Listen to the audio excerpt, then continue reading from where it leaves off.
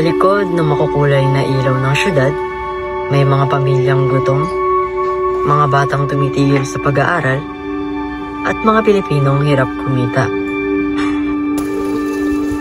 Ito ang matinding realidad ng kahirapan. Halos 2 sa bawat 10 Pilipino ang nabubuhay sa ilalim nito. Kulang sa pagkain, tirahan at pangangailangan. Isa sa mga pangunahing sanhi ay ang kakulangan sa edukasyon. Maraming kabataan ang napipilit ng magtrabaho kaya paulit-ulit ang siklo ng hirap.